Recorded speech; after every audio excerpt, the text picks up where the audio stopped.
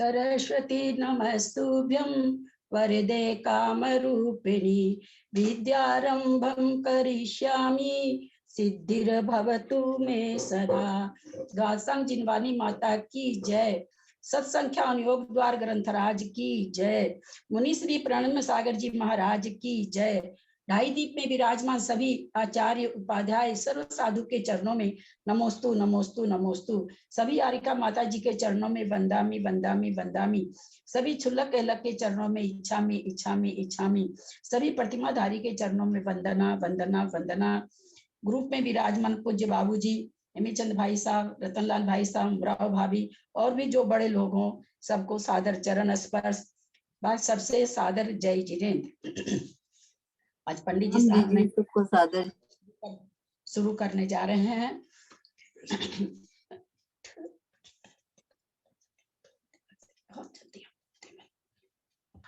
हम लोग जय जिनेन्द्र। बड़ों को पकड़ो। सत्संख्या ग्रंथराज पढ़ रहे हैं। मुनि श्री प्रणव सागर जी के द्वारा रचित है। हमने उसमें सत्य, संख्या, क्षेत्र, स्पर्शन और कालांतर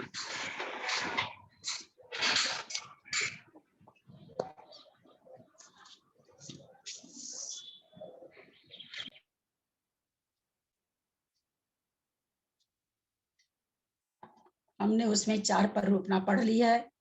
अब काल प्ररूपणा पढ़ रहे हैं। काल प्ररूपणा से क्या समझें? समान व्याख्यान तो गुण स्थान के हिसाब से होता है कि किस किस गुण स्थान में कितने कितने काल तक जीव पाए जाते हैं। उस गुण स्थान का काल कितना होता है। और विशेष से मार्गना के हिसाब से कथन चलता है। मार्गना मतलब गति इंद्रिय सुखाए। ये जो 14 मार्गना होती है उस एक एक मार्गना में जीवों में एक एक गुण स्थान, एक एक जैसे गति मार्गना, चारों गति में 14 गुण स्थान घटाना जहां जैसा होता हो। उसके बाद इंद्रिय मार्गना, एक इंद्रिय से लेके 5 इंद्रियों में कौन कौन सा कैसे कैसे काल कितने कितने गुण स्थान में कौन कौन से गुण स्थान पाए जाते हैं, उसमें कितने कितने काल तक जीव पाया जाता है। उसके बाद हम लोग का गति इंद्रिय सुखाए काय मार्गना भी हो गई है। हम लोग योग मार्गना में चल रहे हैं। योग मार्गना में वचन योग मनोयोग को पहले लिया गया है। यूं तो वचन योग मनोयोग जिसका होगा उसको काय योग होगा ही होगा, लेकिन काय योग वालों का वचन योग मनोयोग नहीं भी होता है, एक इंद्रिय वगैरह को। इसलिए पहले 2 योग के हिसाब से प्ररूपणा चल रही है। प्रथम अध्याय का 8 सूत्र पढ़ रहे हैं। सम्यक दर्शन ज्ञान चारित्राणि मोक्ष मार्ग तत्वार्थ श्रद्धानम सम्यक दर्शनम तन्निसर्गा दधिगमाद्वा जीवा जीवास बंध संवर निद्रा मोक्षास्तत्वम नाम स्थापना द्रव्य भाव तस्तन्यासः प्रमाण नयैरधिगमः निर्देश स्वामित्व साधना अधिकरण स्थिति विधानतः सत संख्या क्षेत्र स्पर्शन कालांतर बहु भावाल्प बहुतेश्च। पेज नंबर 139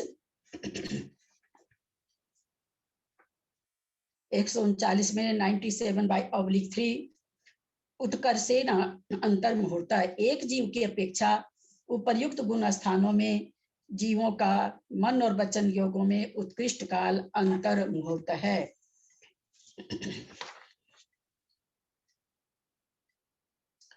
गुण स्थान चल रहा मिथ्या दृष्टि से लेकर के सारे ही गुण स्थान चल रहे हैं एक साथ में। तो कहते हैं उत्कृष्ट काल मन योग और वचन योग का उत्कृष्ट काल अंतर्मुहूर्त है, क्योंकि मन अंतर्मुहूर्त से ज्यादा गुण स्थान का नहीं रहता। इसमें जिस गुण स्थान का नहीं होता वैसे उसमें लगाना चाहिए। यहाँ पर नीचे पुनः कह रहे हैं मिथ्यात्वी असंयत सम्यक दृष्टि सहमा सहमी प्रमथ संयत में उत्कृष्ट काल की प्ररूपणा कर लेनी चाहिए। मिथ्या दृष्टि कितने दिन तक रह सकता है हम सबको पता है, सर्वकाल पाए जाते हैं मिथ्या दृष्टि जीव। ऐसा कोई समय नहीं होता है जब मिथ्या दृष्टि नहीं पाया जाता हो। फिर असंयत सम्यक दृष्टि हम लोग को सबको पता है कि असंयत सम्यक दृष्टि का एक जीव की अपेक्षा जघन्य से अंतर्मुहूर्त है और नाना जीवों की अपेक्षा सर्वकाल है और एक जीव की अपेक्षा जघन्य अंतर्मूर्त है, उत्कृष्ट साधिक 33 सागर है। असंयत सम्यक दृष्टि का मनोयोगी वचन योगी का जो 33 सागर वाली आयु में भेजने से निकलता है। फिर एक जीव की अपेक्षा अघन अंतर्मूर्त उत्कृष्ट साधिक 33 सागर, ये अपना चौथा गुण स्थान का काल होता है। यानी कोई चौथे गुण स्थान में रहता है तो सबसे बड़ा काल उत्कृष्ट काल 33 सागर होता है। फिर कहते हैं संयता संयत का सर्वकाल, सीमा सेमी का कैसे समझे, तो इसका काल सर्वकाल है। एक जीव जघन्य से अंतर्मूर्त रहता है, रह सकता है। उत्कृष्ट से कुछ कम पूर्व कोटि, कौन किसका है, संयमा सेमी का, किसके अपेक्षा से घटेगा, चौथे काल के अपेक्षा से भरत रावत में घटेगा और अभी विधेय क्षेत्र में घटेगा। कोई जन्म लिया मनुष्य पर्याय में, 8 वर्ष अंतर्मूर्त में सम्यक को भी धारण कर लिया, उसी के साथ साथ संयम को भी धारण कर लिया। पूर्व कोटि की आयु तक संयमा संयम रहा, उसके बाद मरण को प्राप्त होता है तो संयमा संयम गुण स्थान छूट जाता है। तो उत्कृष्ट से पांचवें गुण स्थान का काल कितना बनता है, कुछ कम पूर्व कोटि। कुछ कम से मतलब गर्भ अवस्था का समय और बाहर आकर के संयमा संयम धारण करने जितना समय। ये खाली मरण का क्यों है, मरण का क्यों हो गया, हम उसको उनको प्रमुख सहित में ले जाए तो अप्रमुख सहित में ले जाए सहमा सहमे को। हाँ बाबूजी उसमें ले जाएंगे तो काल कम हो जाएगा। हाँ अंतिम किसी भी जैसे पांचवें गुण स्थान में है, आप उनको अगर चौथे में ले जाके मरण कराएंगे तो अंतर्मूर्त आपको चौथा में रखना पड़ेगा, तो एक अंतर्मूर्त और कम हो जाएगा। मान लीजिए आप उनको 7वें में ले जाते हैं तो 7वें में भी अंतर्मूर्त काल तक रहेगा, मरण करेगा जाएगा तो मरण करेगा तो काल की विवक्षा कम हो जाएगी, मरते तो चौथा गुण स्थान हो जाता है।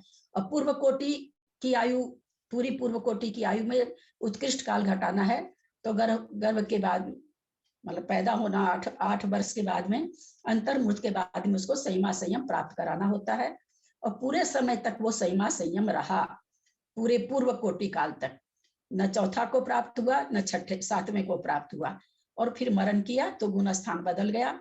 तो संयमा संयम का उत्कृष्ट काल कुछ कम पूर्व कोटि, उत्कृष्ट काल एक जीव की अपेक्षा। प्रमत और अप्रमत के यहाँ पर प्रमत संयंत्र में उत्कृष्ट काल की प्ररूपणा कर लेनी चाहिए।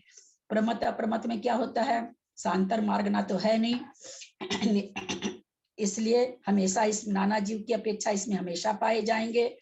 और एक जीव की अपेक्षा जघन्य से एक समय और उत्कृष्ट से अंतर मुहूर्त काल, इससे बेसी प्रमत संयत गुण स्थान का काल नहीं होता है, अप्रमत का भी नहीं होता है। तो इस तरह से यहाँ पर हमने सारे गुण स्थान को समझा। संयोग केवली की प्ररूपणा मात्र योग परावर्तन से ही करनी चाहिए।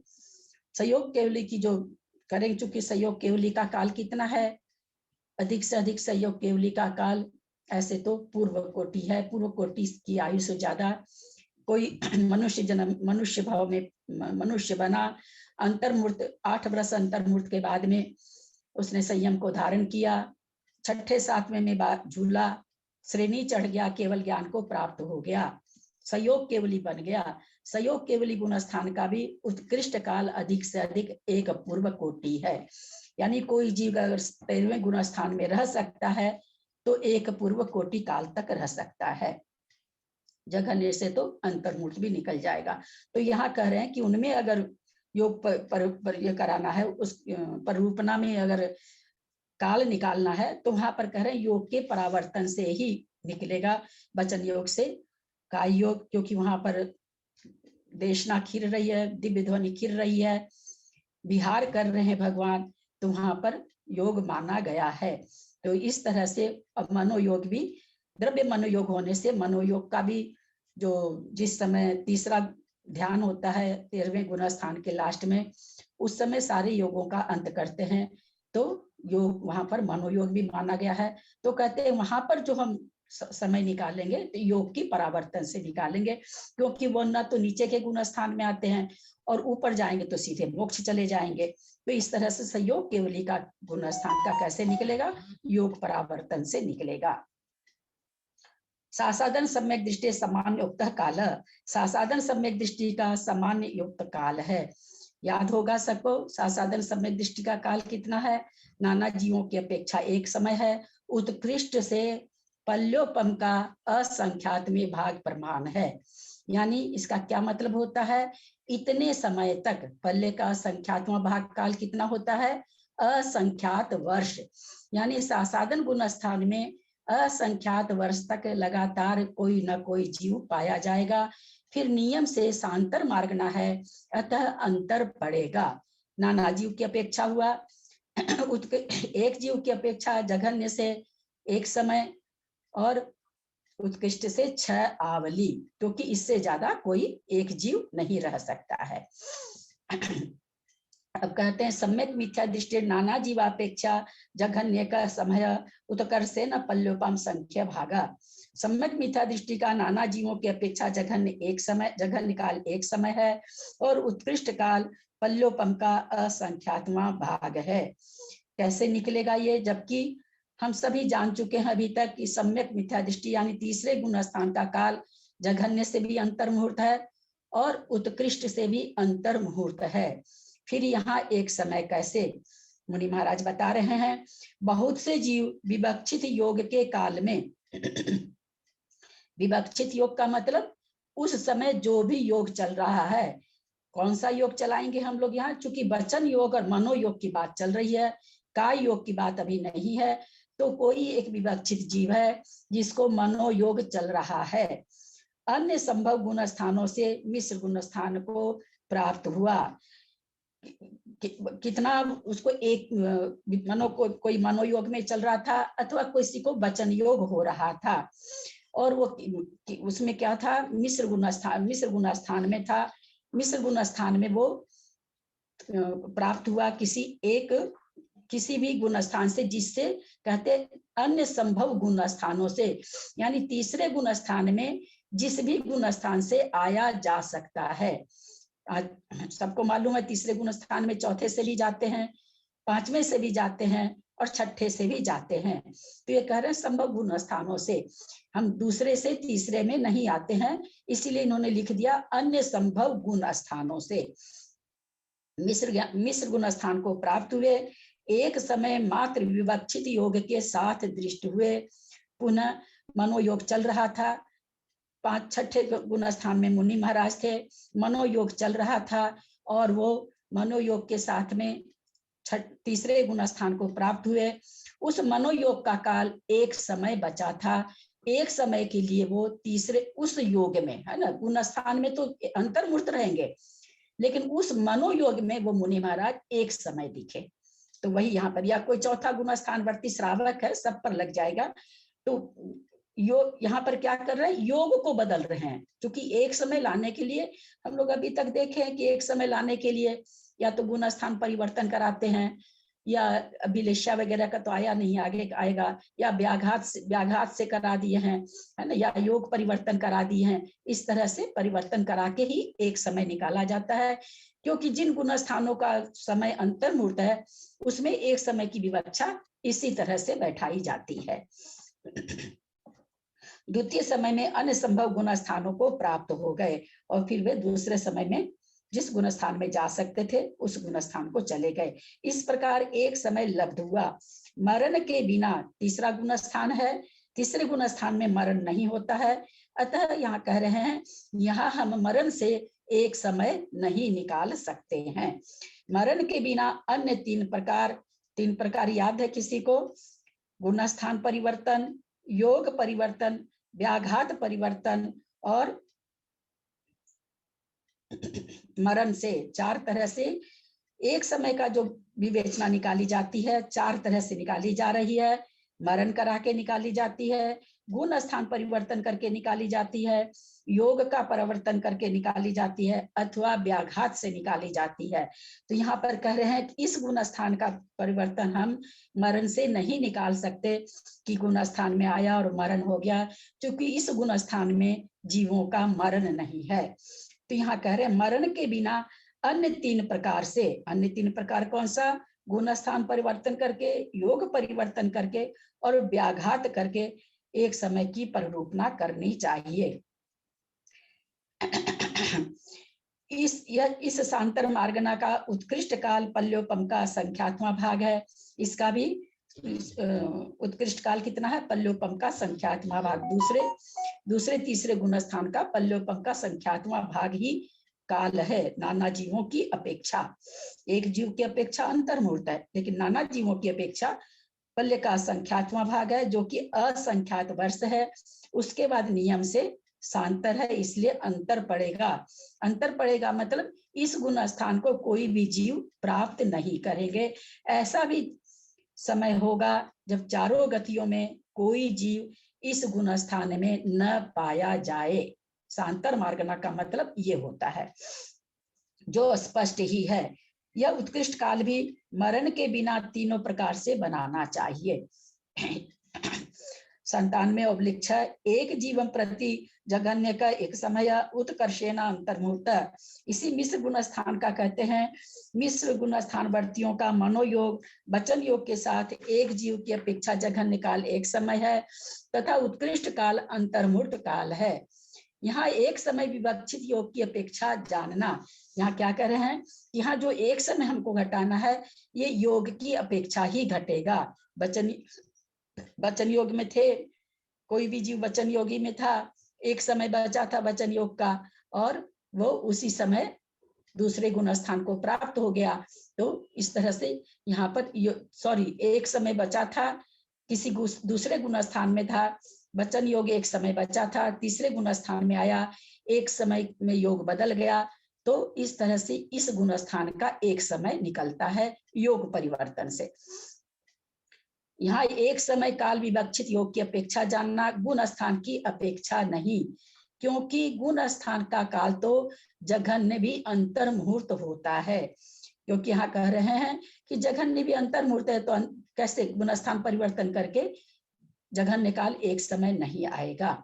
यहाँ भी मरण के बिना तीनों प्रकार से जघन्य काल की परिरूपना कर लेनी चाहिए। यहाँ पर बाबूजी ऐसा लगता है, यहाँ पर भी मरण के बिना, क्योंकि ऊपर उन्होंने लिख दिया है कि गुण स्थान की अपेक्षा नहीं, क्योंकि गुण स्थान का काल तो जघन्य भी अंतर्मुहूर्त ही होता है। तो जघन्य काल निकालने की परिरूपणा इन्होंने तीनों प्रकार से कही है। मुझे लगता है कि यहाँ पर, चूंकि महाराज श्री को कई बार पूछा गया है, महाराज श्री का कहना है प्रूफ रीडिंग नहीं हुई है, इसलिए कई जगह गलती रह गई है।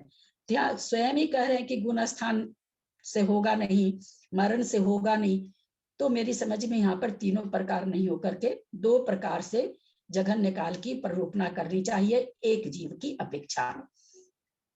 97/7 चतुर्नाम उपशमका नाम छपका नाम च नाना जीवापेक्षा एक जीवापेक्षा एक जघन्य एक समय उत्कर्षेण अंतर्मुहूर्त।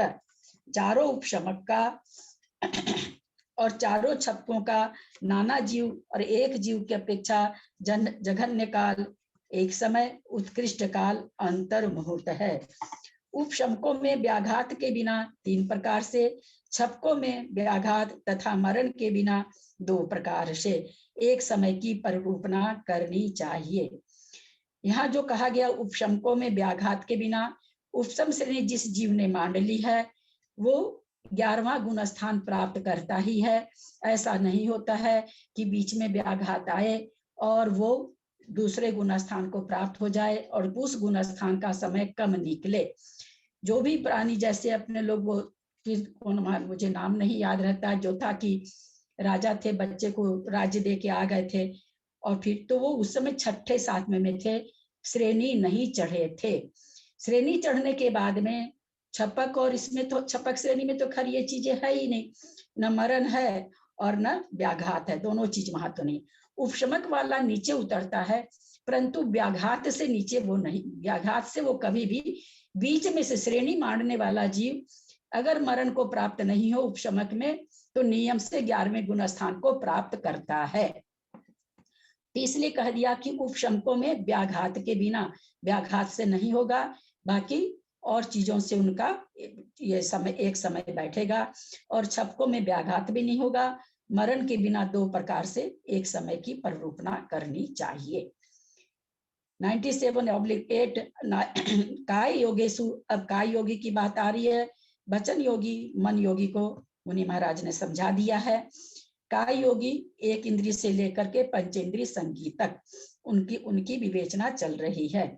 काय योगियों में मिथ्या दृष्टि का नाना जीवों की अपेक्षा सर्वकाल है, क्योंकि हमेशा ही काय योगी पाए जाते हैं। क्योंकि किसी भी काल में काय योगी मिथ्या दृष्टियों का अभाव नहीं होता है। 97/9 एक जीवम प्रति जघन्य का समय, तथा एक जीव की अपेक्षा जघन्य काल एक समय है। यथा कोई दूसरे, तीसरे, चौथे, 5वें अथवा 6ठे गुण स्थान वाला जीव काय योग में विद्यमान था, कि उस योग के काल में एक समय अवशिष्ट रह जाने पर वह मिथ्या दृष्टि हो गया।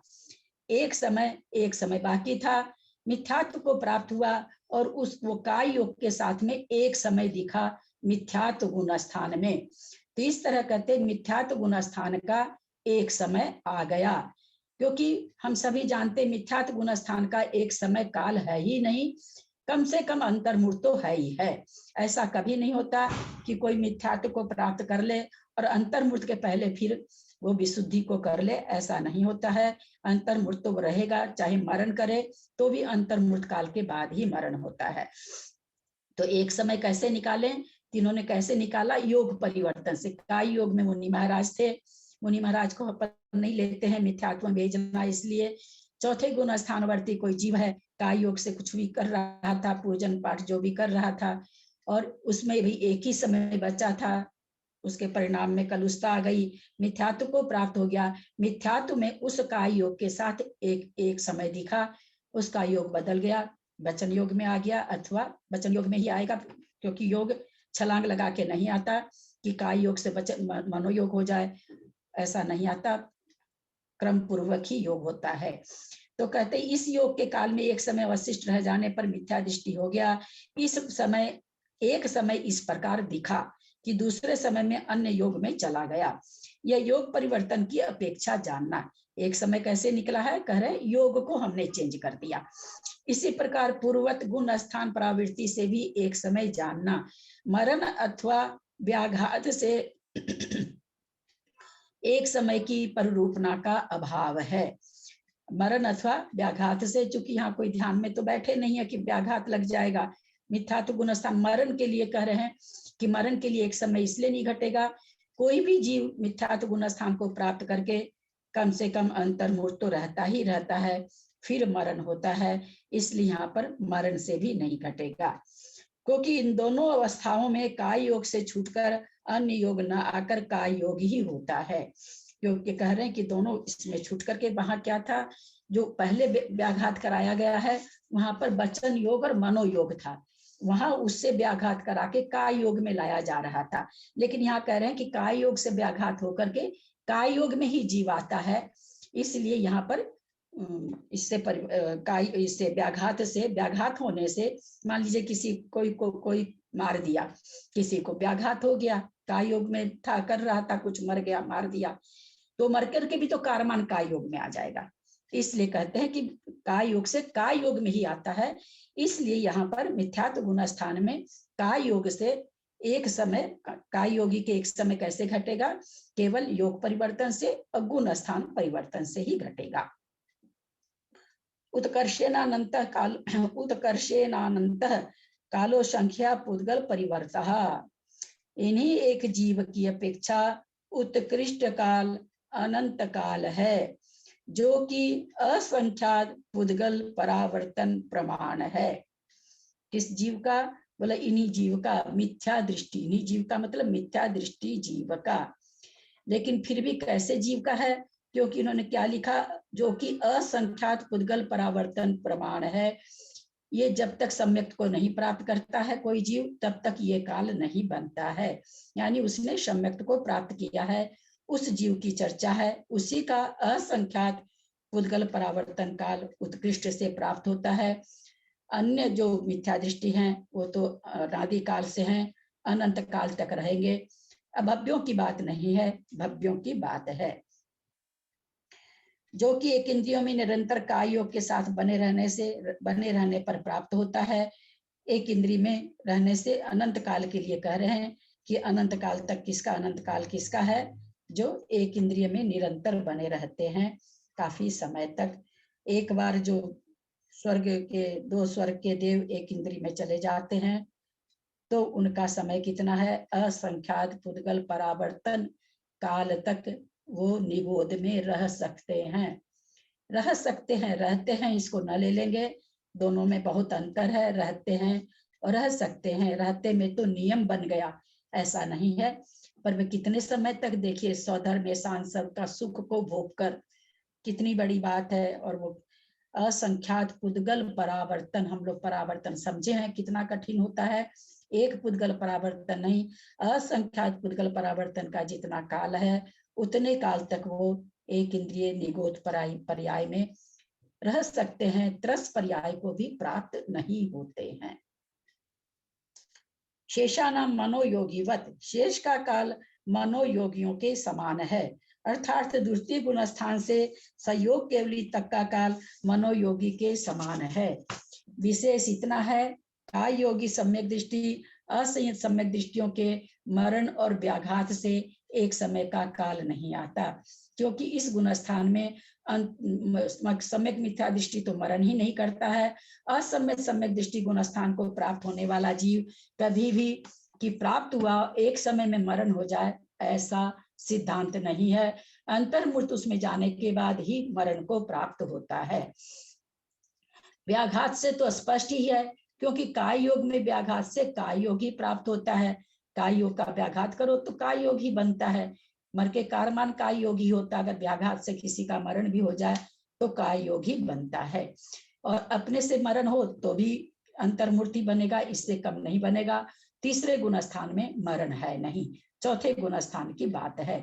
तथा सम्यक मिथ्या दृष्टियों का मरण होता नहीं, असंयत सम्यक दृष्टियों का मरण होता है, पर गुण स्थान बदलता नहीं। चौथे गुण स्थान में अगर कोई जीव मरण कर रहा है तो वो चौथे गुण स्थान, जो कि विग्रह गति में चौथा गुण स्थान होता है, तो कहते हैं गुण स्थान बदलता नहीं। इसलिए इस असंयत सम्यक दृष्टि का गुण स्थान परिवर्तन करा के भी एक समय नहीं निकाल सकते हैं। इसी प्रकार काय योगी सासाधन सम्यक दृष्टि संयता संयत और प्रमथ संयतों के व्याघात के द्वारा एक समय मरण नहीं होता, क्योंकि व्याघात होते ही कार्मन काय योग होता है, जो कि काय योगी की बात चल रही है। वचन योगी मनोयोगी में व्याघात से घट सकता है, इसमें व्याघात से नहीं घट सकता, क्योंकि मरण के बाद भी काय योग ही होता है, इसलिए यहाँ पर कह रहे हैं। इसी प्रकार काय योगी सासाधन सम्यक दृष्टि संयता संयत प्रमथ संयतों के व्याघात के द्वारा एक समय नहीं होता है, किंतु मरण की अपेक्षा से होता है, क्योंकि मरण होने पर इन गुणस्थानों का ही परिवर्तन हो जाता है।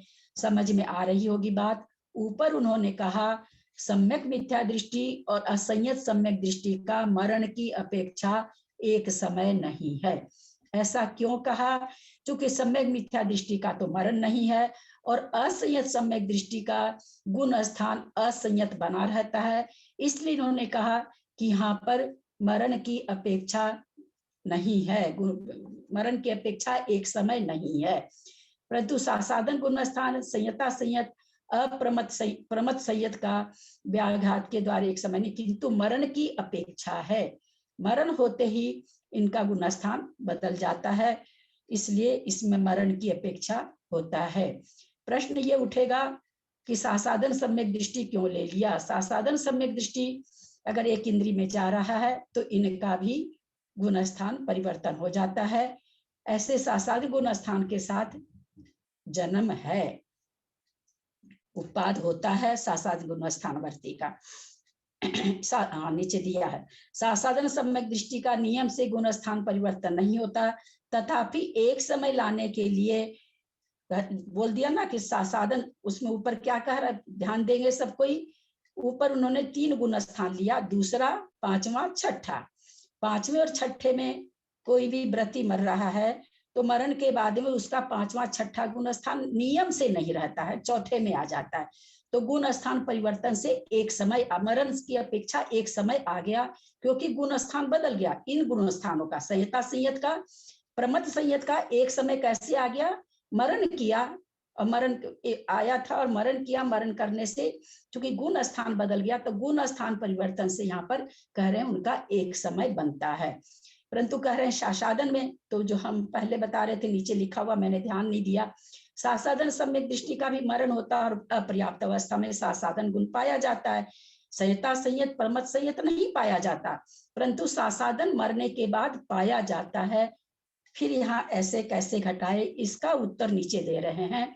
सासाधन सम्यक दृष्टि का नियम से गुण स्थान पर परिवर्तन नहीं होता, तथापि एक समय लाने के लिए, जब एक समय सासाधन गुण स्थान का शेष बचे तभी विवक्षित योग में लाए। एक समय दिखा, दूसरे समय में मरण हुआ तथा गुण स्थान का काल भी पूर्ण हो जाने से, कब उसको विवक्षित योग में ले आए, काय योग में, काय योग की बात चल रही है। एक समय तक के उसमें दिखा, दूसरे समय में उसका मरण हो गया, तो गुण स्थान का काल भी पूर्ण हो गया, हो जाने से मिथ्या दृष्टि हो गया। अतः मरण की अपेक्षा एक समय, यानी गुण स्थान का समय एक समय बचा था और उसी समय उसका मरण हुआ, तो मरण होने से उसका कह रहे हैं कि कोई गुण स्थान का समय ही खत्म हो गया, इसलिए सासाधन गुण स्थान में एक समय कहा गया है। यद्यपि सासाधन गुण स्थान मरण होते ही नियम से नहीं बदलता है, ये यहाँ पर उन्होंने बता दिया है। एक प्रश्न पूछना था इसी से संबंधित, कि जैसे ऊपर के गुण स्थानों में उत्पत्ति की अपेक्षा नहीं होता है, उनका गुण स्थान नहीं होता है, तो ये मरण के कारण ही नहीं होता है क्या? क्योंकि उनका मरण होता है तो वो नीचे के गुण स्थान चौथे में ही जाते हैं और ऊपर में जाते नहीं है, इसलिए मतलब बोलते हैं कि उत्पत्ति नहीं होती है ऊपर के गुण स्थानों में, तो वो इसी कारण होता है क्या? क्या क्या कहना चाह रही हैं? कौन से, कहाँ, किससे, कौन सा प्रश्न से पूछ रही है? मैं उसमें से आप बता रहे हैं कि नियम से जैसे गुण स्थान परिवर्तन नहीं होता, कि भी ऊपर के गुण स्थान वो चौथे में आते हैं और उनका गुण स्थान मतलब ऊपर तो जाते नहीं है, नीचे आते हैं, तो परिवर्तन नहीं होता है। तो जैसे ऊपर के गुण स्थान वाले अगर जैसे मरण करते हैं, या मतलब जैसे नीचे आ रहे हैं वो तो चौथे में आ रहे हैं मरण करके, तो उनकी उत्पत्ति ऊपर के गुण स्थानों में तो होती नहीं है, तो ये इसी कारण होता है क्या कि भी उत्पत्ति नहीं होती है, कि वो नीचे चौथे में आते हैं मर करके? हाँ, तो इसमें आपकी मैं अभी भी आपकी बात नहीं समझी सरला जी, आप घटाना क्या चाह रही हैं? कौन से, पहले तो कौन सी विवक्षा से घटा रही है बताइए हमको। फिर हम पढ़े थे कि भी उत्पत्ति ऊपर के गुण स्थानों में नहीं होती है, गुण स्थान में उत्पत्ति नहीं होती है ऊपर के गुण स्थानों की, तो वो यही है कि भी वो नियम से नीचे जाते हैं तब तो चौथे में ही जाते हैं, और नहीं तो वो मतलब छपक वाले होते हैं वो मरते ही नहीं है, तो इसी अपेक्षा से उनकी उत्पत्ति नहीं होती है क्या? नहीं, गुण स्थान के, उपसमक गुण स्थान के चढ़ते समय खाली निद्रा पर चला के भी छुट्टी नहीं होती, उतने देर मरण नहीं है, है ना। मरण की अपेक्षा तो वहां व्याघात की अपेक्षा नहीं घटता है, क्योंकि हमने कहा कि जो एक बार चढ़ने लगे हैं, कोई भी छपक की तो बात ही छोड़ दीजिए, उपसम श्रेणी भी अगर कोई चढ़ना चालू कर दिया है, वो नियम से चढ़ेगा ही चढ़ेगा। तो वहां पर इसीलिए कहा गया, अगर मरण हो जाएगा तो मरण होके तो बदल जाएगा, लेकिन व्याघात से नहीं बदलेगा। तो वहां पर ये कह रहे हैं कि भाई मरण तो सब जगह है, वहां पर मरण से गुण स्थान बदल जाएगा, चौथे में आ जाएंगे मरण के बाद, तो मरण की अपेक्षा घट जाएगा एक समय, लेकिन व्याघात से, और क्या था चारों उपसमकों में, उसने चारों छपक, एक मिनट अभी तो आया नहीं है काय योगी का, यहाँ उपसमकों में व्याघात के बिना 3 प्रकार से, छपकों में व्याघात तथा मरण, तो उपसमकों में तो घटा रहे हैं ना, मरण से घटा रहे हैं, मरण तो होता ही उपसमक का, उतरते समय भी होता है, चढ़ते समय भी होता है, उपसम श्रेणी का लेकिन मतलब ये नहीं है कि ये चेंज हुआ और उसका मनोयोग चेंज हुआ और उसका गुण स्थान चेंज हुआ, ऐसा कुछ नहीं है। उपसमकपना बना रहता है उसका। केवल वहां पर क्या है कि व्याघात के बिना 3 प्रकार से, यानी वहां पर ऐसा कुछ नहीं होता कि व्याघात से उपसमक का और एक समय आए, ऐसा नहीं घटता है। ऐसा यहाँ पर करे, चूंकि एक समय की परिरूपणा कर रहे हैं, बाकी तीनों तरह से घटा रहे हैं, मरण से भी घटा रहे हैं, गुण स्थान भी, योग परिवर्तन भी करा के घटा सकते हैं। उसमें योग परिवर्तन हुआ, दूसरे योग में आ गए, ध्यान में ही चल रहे हैं, उपसम श्रेणी के हैं। उपसम श्रेणी में हम लोगों ने पढ़ा 9वें अध्याय में, काय योग से वचन योग होता है, वचन योग से मनोयोग होता है। इस तरह से योग परिवर्तन होता रहता है।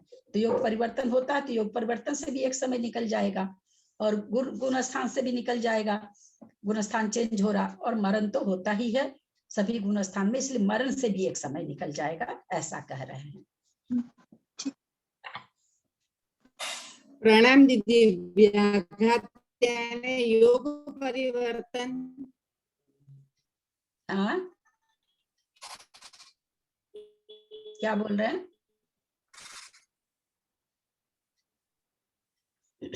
व्याघात यानी योग परिवर्तन क्या होता है?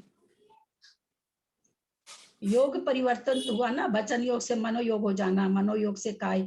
जैसे हम कुछ चिंतन कर रहे हैं, एकदम हाथ पैर अपना एकदम निश्चिंत, जैसे सामायिक करते हैं, एकदम हाथ स्थिर रहते हैं, मुंह से भी कुछ नहीं बोलते हैं, उस समय हमारा मनोयोग चलता रहता है।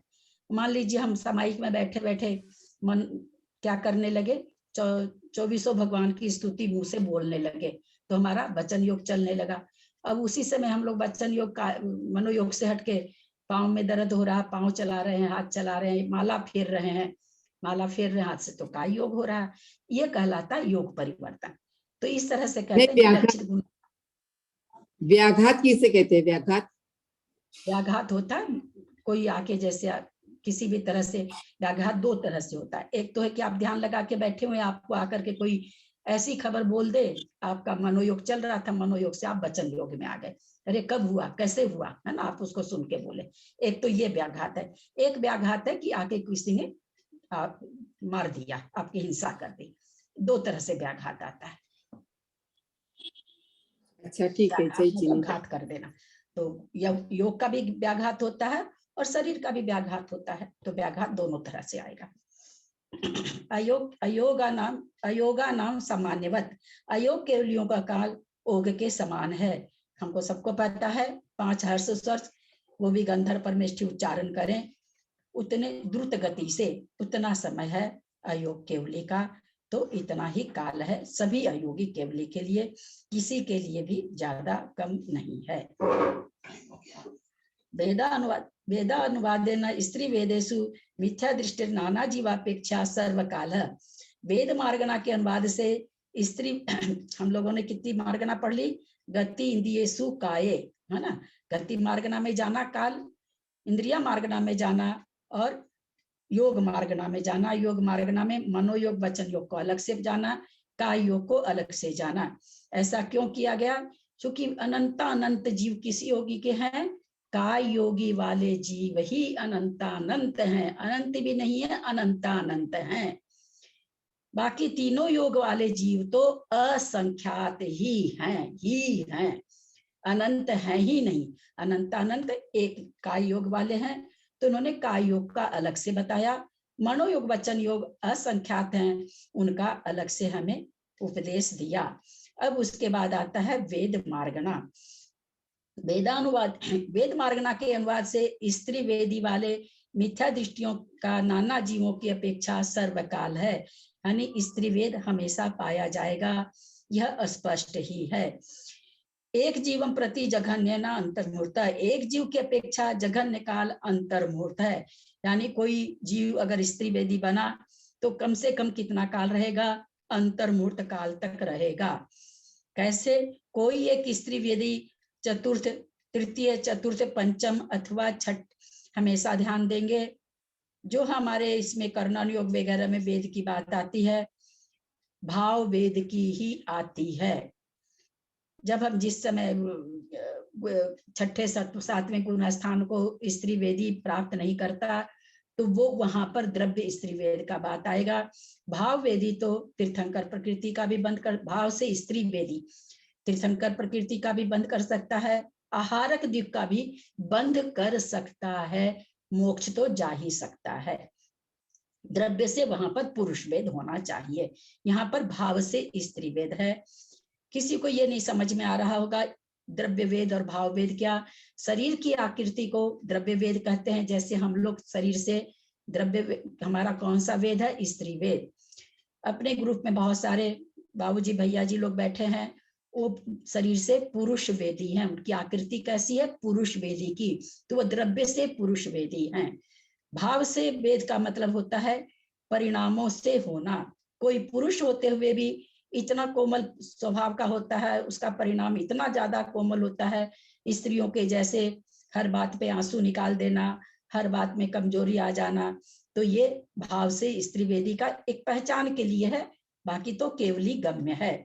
उसी तरह जैसे महारानी लक्ष्मीबाई थी, स्त्री होकर के भी और पुरुषों से बहुत ज्यादा आगे थी, कदाचित उसको भाव से पुरुष वेद हो। ये जो भाव का नश्य पाया जाता है, ये केवल मनुष्य गति और त्रियंच गति में ही पाया जाता है, कि द्रव्य वेद कुछ और हो, भाव वेद कुछ और हो। ये कथनचित अंतर सभी जीवों में नहीं होता, बहुत कम रेयर होता है, सब में नहीं होता। न देवों में पाया जाता है न नारकी में। देव में दो ही वेद होता है, पुरुष वेद और स्त्री वेद। जिसको जो वेद द्रव्य से होता है, भाव से भी वही वेद होता है। उसी तरह नारकियों में नपुंसक वेद ही होते हैं सारे, वहां भी द्रव्य वैमनस्य नहीं है। द्रव्य वेद भी नपुंसक है और भाव वेद भी नपुंसक है।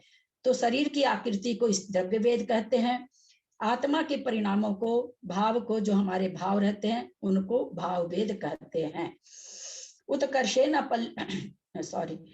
छठे गुण स्थान के परिणामों से निमित्त से मिथ्यात्व को प्राप्त होकर सर्व जघन्य अंतर्मूर्त काल रहकर अन्य गुण स्थान को चला गया। इस प्रकार जघन्य काल प्राप्त हुआ। एक जीव है जो स्त्री वेद के साथ है और वो चौथे, तीसरे, पांचवें गुण स्थान में था, छठे में था, और वो अन्य मिथ्यात्व को प्राप्त हुआ और सबसे कम काल रह करके अन्य गुण स्थान, चूंकि मिथ्यात्व का काल पहले निकाल रहे हैं। वेद की परिरूपणा में स्त्री वेदी का जघन्य काल मिथ्यात्व गुण स्थान का बता रहे हैं कि जघन्य से अंतर्मूर्त काल होगा एक जीव का। स्त्री वेदी का बता रहे हैं, भाव वेद से स्त्री वेद। उत्कर्षेण पल्योपम सत पृथकत्वम। आपको होगा कि आप भाव वेद क्यों बोल रहे हो, कहाँ लिखा हुआ है? यहाँ छठा गुण स्थान लिखा हुआ है। छठा गुण स्थान भाव स्त्री वेदी को हो सकता है, द्रव्य स्त्री वेदी को नहीं होता है। तो इससे समझ में आया कि भाव वेद, यद्यपि कहीं कहीं स्त्री वेद का जो कथन आएगा तो स्त्री वेदी वहां लिखा रहेगा, द्रव्य स्त्री वेदी ऐसे लिखा रहता है। फिर भी यहाँ पर छठा गुण स्थान लिखने से इस बात को पकड़ आई कि भाई भाव वेद का कथन है। उत्कर्षेण पल्योपम सत पृथकत्वम। एक जीव की अपेक्षा उत्कृष्ट काल 100 पल्योपम पृथकत्व है। पृथकत्व का मतलब होता है 3 से 9 की संख्या, यानी 300 पल्योपम या 300 से लेकर 900 पल्योपम, इसकी बीच की कोई भी संख्या उसको कहते हैं 100 पल्योपम पृथकत्व। पृथकत्व का मतलब होता है 3 से 9 की संख्या, 3 से लेकर 9 के बीच की संख्या, 4 भी, 5 भी, 6 भी, 7 भी, 8 भी, 9 से ऊपर नहीं, 3 से नीचे नहीं। और भी इसमें भेद मिलता है, कोई आचार्य 2 से 9 कहते हैं, कोई 3 से 9 कहते हैं। प्रवाहमान जो विचार है वो 3 से 9 है। कोई अविवक्षित वेद वाला जीव स्त्री वेद में उत्पन्न हुआ। अविवक्षित का मतलब जो मतलब कोई एक खास नहीं, क्योंकि वेद 3 है इसलिए क्या कोई भी, जैसे नपुंसक वेदी भी हो सकता है पुरुष। अविवक्षित का मतलब कि विवक्षित नहीं है कि कौन सा वेद वाला, कोई भी वेद वाला है जो स्त्री वेद में उत्पन्न हुआ। वहां स्त्री वेद के उत्कृष्ट काल पल्योपम सत पृथकत्व प्रमाण तक परिभ्रमण करके अन्य वेद को प्राप्त हुआ, तो उत्कृष्ट काल आता है। बाबूजी जो 1000 सागर पंचेंद्री की पंचेंद्री में रहने का काल है। मैंने उसमें अलग अलग पुरुष वेद का और स्त्री का बताया था, आपको याद है क्या?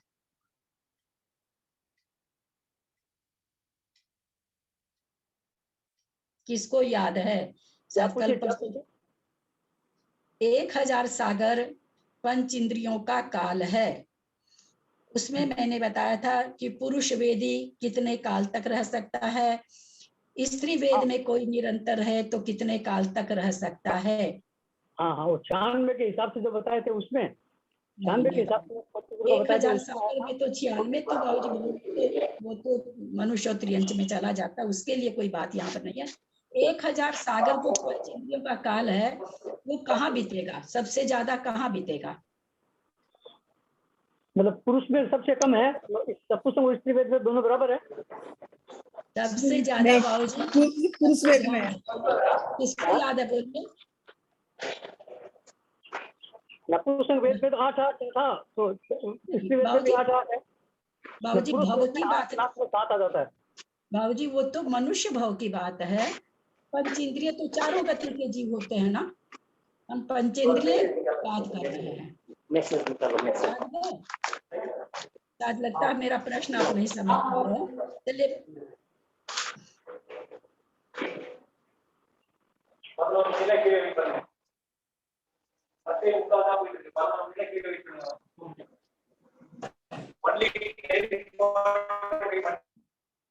तीन 300 पुरुष वेदी हो। हाँ कुछ बोल रहे हैं कोई? 1000 सागर पंच इंद्रियों का काल है। पंच इंद्रिय चारों गति के जीव होते हैं। 2000 सागर में 2000 सागर अधिक 96 कोटि पूर्व जो काल है त्रस पर्याय का है, उसके बाद एक इंद्रिय में नियम से जाता है। उस 2000 सागर अधिक 96 कोटि पूर्व में 1000 सागर पंच इंद्रियों का है। पंच इंद्रिय चारों गति के जीव होते हैं, उसमें सबसे ज्यादा इतना बड़ा काल बाबूजी जब भी गुजरेगा देव गति में गुजरेगा। अतः सागरोपम पृथकत्व शब्द पर ध्यान देंगे। सागरोपम पृथकत्व काल पुरुष वेदी का है, यानी 900 सागर काल किसका है? पुरुष वेदी का। 1000 सागर में 900 सागर पुरुष वेदी का है। ये काल कहाँ घटेगा इतना बड़ा? मनुष्य त्रियंच में तो घटेगा नहीं, नारकी के पुरुष वेद होता नहीं, तो देवों में ही घटता है, जो कि हम लोग पीछे अभी देखे भी हैं। पर उपना आई थी, हम लोग देखे थे पेज नंबर 136 पर आई थी, वहां पर हम लोगों ने देखा था देव में ही बार बार उत्पन्न कराया जा रहा है। उसके बाद जो 100 सागर बचा, उस 100 सागर में ये बात यहाँ पर इसलिए लाई चूंकि स्त्री वेद का काल आया है, उसी को बताने के लिए मैं लाई हूँ। पुरुष वेद का काल कितना है 1000 सागर में? सागर पृथकत्व यानी 900 सागर। 1000 सागर में से 900 चला गया, 100 सागर बचा। उस 100 सागर में स्त्री वेदी का काल कितना है? तो उत्कृष्ट काल पल्योपम सत पृथकत्व, यानी 900 पल्य प्रमाण स्त्री वेदी रह सकता है। अब उस 1000 सागर में 900 पल्य भी निकल गया। अब जो बाकी बचा वो बचा नपुंसक वेदी के लिए, जो कि नारकी प्राप्त करता। वो काल भी बहुत बड़ा है, छोटा नहीं है, बहुत बड़ा काल है। लेकिन सबसे ज्यादा काल किसको मिलता है? पुरुष को मिलता है। यहाँ पर ये हम बताना चाह रहे थे। 900 सागर पुरुष वेदी का काल है 1000 सागर में। तो यहाँ उसी में स्त्री वेद का कितना है? तो 900 पल्य प्रमाण। 900 इसलिए उत्कृष्ट लेके चलते हैं, तो 900 पल्य प्रमाण तक परिभ्रमण किया कोई स्त्री वेद में, और फिर अन्य वेद में चला गया। कोई पुरुष वेदी था, स्त्री वेदी बना, 900 पल्य प्रमाण खूब घूमा, फिर मान लीजिए किसी भी वेद में, स्त्री वेद में नहीं जाएगा क्योंकि स्त्री वेद का उत्कृष्ट काल निकाल रहे हैं, फिर वो नपुंसक में या पुरुष में चला गया। चाहे नपुंसक से आया था 900 पल्य प्रमाण, स्त्री वेद में घूमा, फिर पुरुष वेद में चला गया, या नपुंसक से आया, नपुंसक में से कुछ भी हो सकता है, जाएगा त्रश में। तो इस तरह से स्त्री वेद का काल कितना है लगातार रहने का, तो कह रहे हैं अपने इसको सत पृथकत्व को 900 ले लेते हैं, 900 पल्य प्रमाण है। विशेष यह देखिए इसमें पर्याय का बता दिए हैं बाबूजी, यह उत्कृष्ट काल किसी एक पर्याय का नहीं, अपितु स्त्री वेद के साथ ही निरंतर अनेक पर्यायों में भ्रमण का काल है। वह देवी भी बनेगी, स्त्री भी बनेगी और त्रियंचनी भी बनेगी। इस तरह से तीनों पर्याय, क्योंकि नारकनी तो बन नहीं सकती है, वहां स्त्री वेद नहीं है। इन तीनों पर्याय में भ्रमण करते हुए स्त्री वेद का कितना काल भोगेगी, तो 900 पल्य। हम सभी जानते हैं कि स्त्री वेद, ये वेद का जो कथन है ये पंचेंद्री संगी से ही चालू होता है। असंगी पंचेंद्री तक तो नपुंसक वेद ही है। ये हम लोग अपनी भावभाषा रखेंगे तो पंचेंद्री संगी ही नपुंसक तो सब होते हैं, स्त्री वेद और पुरुष वेद पंचेंद्री संगी में ही घटता है। समय हो गया है, समाप्त कर रहे हैं। किसी को कुछ पूछना हो तो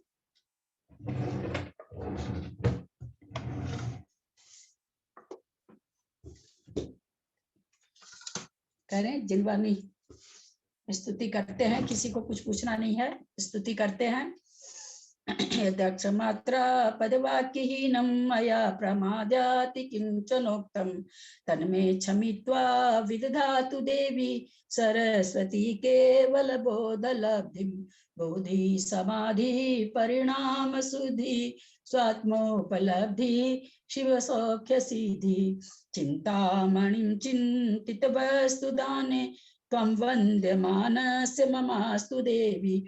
जावानी के ज्ञान ते सुझे लोकालोक सोवानी मस्तक चढ़ो सदा दे तू धो। हे जिनवानी भारती तो ही जपू दिन रैन जो तेरा शरणा गए सो पावे सुख चैन। देव भजू अरहंत को गुरु से हो निर्ग्रंथ दया धर्म पालू सदा यही मोक्ष का पंथ। द्वादशांग जिनवानी माता की जय। 9 बार नमोकार।